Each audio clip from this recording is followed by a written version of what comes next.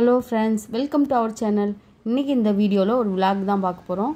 சாட்டர்டேவும் சண்டேவும் 2 days பார்த்திங்கன்னா ரொம்ப நாளாகவே கோயிலுக்கு போகணுன்னு ரொம்ப நாள் இல்லை, ரொம்ப வருஷமாகவே போகணும்னு நினச்சிக்கிட்டே இருந்தேன். பார்த்திங்கன்னா இன்றைக்கி உடனே பிளான் பண்ணால் டக்குன்னு கிளம்பிடுவான்னு சொல்லிவிட்டு என் பையனும் ஊர்லேருந்து வந்தான். சரி வாங்க போகலாம் அப்படின்னு சொல்லிட்டு கிளம்பி போயாச்சு. போயிட்டு நம்ம பிள்ளையாருக்கு அருகம்புல் ஃபேமஸ்ஸு, அது கொஞ்சம் வாங்கிக்கிட்டு பார்த்திங்கன்னா என் பையன் வந்து வயிற்றில் 5 மந்த் இருக்கும்போது இந்த கோயிலுக்கு உச்சி பிள்ளையார் கோயிலுக்கு போயிருக்கேன். இப்போ தான் பக்கத்தில் இருந்தே போக முடியல, எப்படியாவது போயே தீரணும்னு சொல்லிட்டு டக்குன்னு முடிவு எடுத்து கிளம்பியாச்சு. பார்த்திங்கன்னா ரோடு சைடு உள்ள கடையெல்லாம் பார்த்துக்கிட்டே போயிருந்ததில் டைமே சீக்கிரமாக போயிடுச்சு.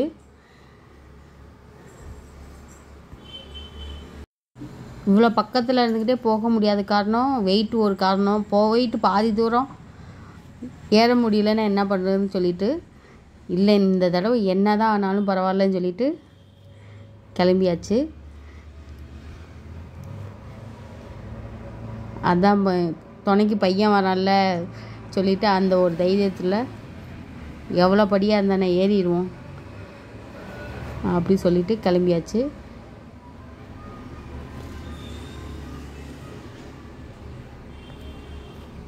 இங்கே கீழே அடிவாரத்தில் பூஜை நடந்துக்கிட்டு இருந்துச்சு, அதையும் அட்டன் பண்ணிவிட்டு படி ஏற ஸ்டார்ட் பண்ணியாச்சு. பார்த்திங்கன்னா ரொம்ப வருஷத்துக்கு முன்னாடி வந்தேன், 20 வருஷத்துக்கு மேலே ஆயிடுச்சு.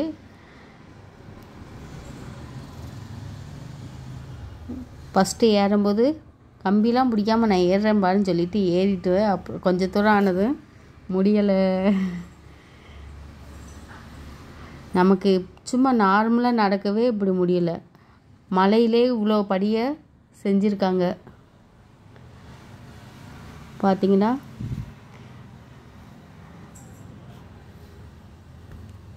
அங்கே போகணும், அந்த உச்சி மலைக்கு போகணும். சரி வாங்க ஸ்லோவாக பேசிக்கிட்டே நடப்போம்னு சொல்லிட்டு அங்கங்கே ஸ்நாக்ஸும் விற்றுக்கிட்டு இருந்தாங்க. பார்த்திங்கன்னா அதையும் சாப்பிட்டுட்டு யானை இருந்தது. சரி நான் யானையை பார்த்துட்டு தான் வருவேன்னு சொல்லிட்டு பக்கத்துலேயும் செக் பண்ணிக்கிட்டு இருந்தாங்க. நீங்கள் உள்ளே போயிட்டுக்கிட்டுருங்க, நான் பின்னாடியே வரேன்னு சொல்லிவிட்டு யானையை பார்த்துட்டு வர்றேன்னு சொல்லிவிட்டு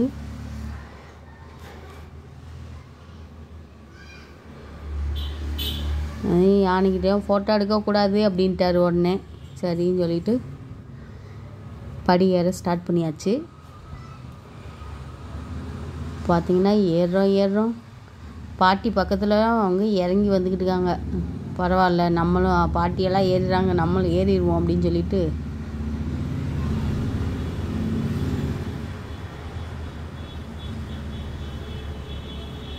என் சின்ன பையனை கூப்பிட்டேன், வாடா தம்பியை போகலான்னு சொல்லிட்டு. இல்லைம்மா எங்கள் மாஸ்டர் வந்து எங்களுக்கு எக்ஸசைஸாகவே இங்கே திருவெறும்பூரில் ஒரு மலை கோயில் இருக்குது, அதில் வந்து அந்த மலையில் ஃபுல்லாக ஏறி இறங்க விடுவார், அதனால் நான் வரல, நீ போயிட்டு வா அப்படின்னு சொல்லிட்டான்.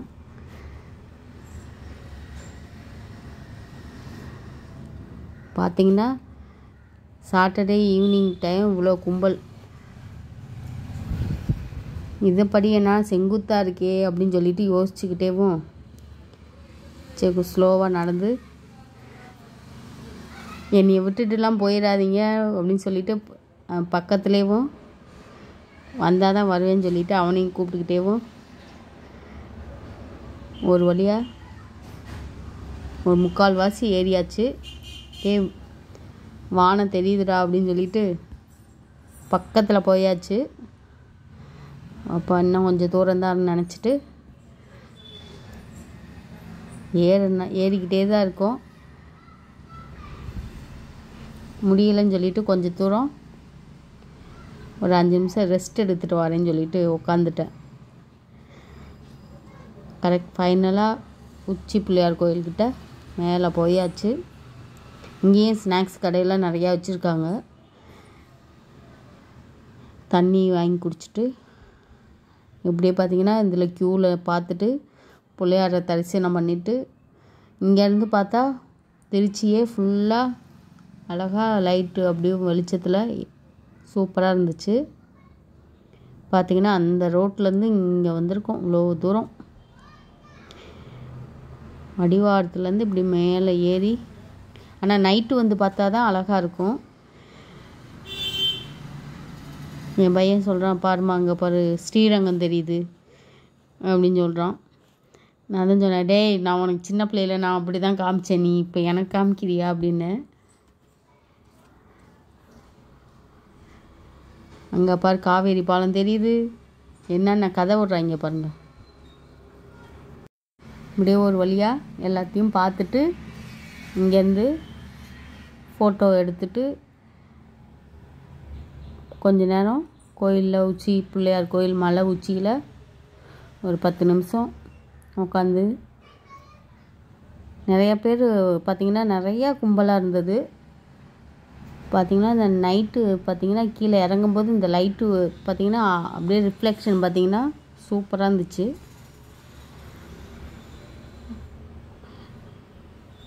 பக்கத்தில் இருக்க எல்லா சாமியும் தரிசனம் பண்ணிவிட்டு ஒரு வழியாக இறங்க ஆரம்பிச்சிட்டோம். அடுத்த நாள் சண்டே. பையன் வந்து வேறு ஊர்லேருந்து படிக்கிறதுனால அவனுக்கு கொஞ்சம் பேக் பண்ண வேண்டிய ஊறுகாய் இந்த மாதிரி பேக் பண்ண வேண்டிய ஐட்டம்லாம் ரெடி பண்ணிக்கிட்டு இருந்தேன். பார்த்திங்கன்னா வெளியூர்லேருந்து படித்தாலே என்றைக்கோ ஒரு நாளைக்கு வர்றதுனால ஸ்பெஷலாக சாப்பாடெலாம் செஞ்சு கொடுப்போம். அதுதான் இன்றைக்கி. பார்த்திங்கன்னா மார்னிங் பிரேக்ஃபாஸ்ட்டு ஈரல் பெப்பர் ஃப்ரை போட்டு பிரேக்ஃபாஸ்ட்டே ஈரல், அப்புறம் ஒரு 10 மணிக்கு சிக்கன் ஃப்ரை பண்ணிவிட்டு 11 மணி போல் மீன் ஃப்ரை பண்ணேன். உடனே என் சின்ன பையன் சொன்னான், பேசாமல் நானும் வேறு ஊரில் போய் படிக்கிறேன் அப்படின்னு சொன்னான். ஏன்டா அப்படின்னா, எப்போவாது வந்தால் அப்படி தான் ஸ்பெஷலாக கவனிப்பில்லம்மா அப்படின்னா. பார்த்திங்கன்னா சாப்பாடே எதுவுமே செய்யாமல் கொஞ்சமாக நான்வெஜ்ஜாகவும் சும்மா ஒரு பீஸ் தான் சாப்பிடுவோம். அப்புறம் இட்லி பொடி, கீரை பொடி இதெல்லாம் கொஞ்சம் ரெடி பண்ண ஆரம்பிச்சிட்டேன். பார்த்திங்கன்னா இதில் வந்து கருவேப்பிலை, புதினா தழை, முருங்கைக்கீரை 3மே ஒரு கைப்பிடி அளவு வச்சு காய வச்சு அதை அப்படியே மிக்சியில் பவுட்ரு பண்ணிட்டேன். பருப்பு பொடியும் இதோடு சேர்த்துக்கலான்னு சொல்லிட்டு பருப்பு பொடி ரெடி பண்ணேன். பருப்பு பொடியில் 1 டம்ளர் அளவுக்கு பாசிப்பருப்பு, 1 டம்ளர் துவரம்பருப்பு, 1 ஸ்பூன் ஜீரகம், மிளகுத்தூள், மிளகு, அப்புறம் உப்பு இதெல்லாம் போட்டு பெருங்காயத்தூள் எல்லாம் போட்டு அரைச்ச பவுடரோட இந்த கீரை பொடியும் பருப்பு பொடி தனியாக கொஞ்சம் எடுத்துகிட்டு அந்த பாதி பருப்பு பொடியோட இந்த கீரை பொடியை சேர்த்துக்கிட்டேன். ஏன்னா வெறும் கீரையாக இருந்தால் ராவாக இருந்தால் சாப்பிடவே மாட்டாங்க பசங்க. பார்த்திங்கன்னா அது ஒரு இதாக இருக்கும். இந்த பருப்பு பொடியோட இந்த கீரை பொடியெல்லாம் சேர்க்கும்போது டேஸ்ட்டாகவும் இருக்கும். பார்த்திங்கன்னா அந்த முருங்கைக்கீரை அந்த புதினத்தலை போட்டதுனால கொஞ்சம் ஃப்ளேவரும் நல்லா இருந்தது. வெறும் முருங்கைக்கீரை கொடுத்தா சாப்பிடவே மாட்டாங்க. அதே போல் இது போல் ரெடி பண்ணி பாக்கெட் போட்டு ஒவ்வொன்றா க்ளோஸ் பண்ணி வச்சுட்டு, அடுத்து பார்த்திங்கன்னா இட்லி பொடியும் வெயிலில் காய வச்சுருந்தேன். எல்லாத்தையும் வறுத்து உளுந்து, கடலைப்பருப்பு, கருவேப்பிலை. டேய் எங்கள் அம்மா கூட எனக்கு இப்படிலாம் செஞ்சே கொடுக்கலடா அப்படின்னு நான் சொல்லிக்கிட்டேவும் பார்த்திங்கன்னா இதையும் காய வச்சுட்டு பவுட்ரு பண்ணி இதையும் பேக் பண்ணி சண்டே வந்து இன்றைக்கி ஒரு நாள் தானே இருக்கிறான்னு சொல்லிட்டு ஸ்பெஷலாக எல்லாமே சமைச்சு, அவன் வந்து நண்டு கேட்டான். மற்றதெல்லாம் நாங்களாக வாங்கி சாப்பிட்றான்னு சொன்னோம். சரி நண்டு கேட்டானேன்னு சொல்லிட்டு மதியத்துக்கு பார்த்திங்கன்னா மட்டன் பிரியாணி பண்ணிவிட்டு தக்காளி தொக்கு கேட்டிருந்தான். அதுவும் தக்காளி தொக்கும் ரெடி பண்ணியாச்சு. நண்டு கிரேவி ரெடி பண்ணியாச்சு. உடனே சொன்னான் என் பையன், நான் போன வாரம் கேட்டேன் நீ செய்யலை அப்படின்னா. ஏதாவது ஒன்று எடுப்போம் எப்போனாலும் சண்டே. இந்த வாரம் தான் எல்லாமே சும்மா ஒரு பீஸ் சாப்பிட்ற அளவுக்கு அதிகமாக சாப்பிட்டாலும் ஒத்துக்கிறாமல் போயிடும் சொல்லிட்டு இந்த வாரம் மட்டும் ஃபுல்லாக நான்வெஜ்ஜு, ஊடுறது பறக்கிறது. ஏன்னா அவன் பையன் நீ போயிட்டு 1 மந்த்து கழிச்சு அப்படி எப்போவாது லீவு கிடைக்கும்போது வருவான். இவன் உடனே சின்ன பையன் நானும் வெளியூரில் போய் படிக்கிறேன் அப்படின்னு சொல்லிக்கிட்டு இருந்தான். ஒரு நாள் ஃபுல் டே போனதே தெரியலை, பிஸியாகவே.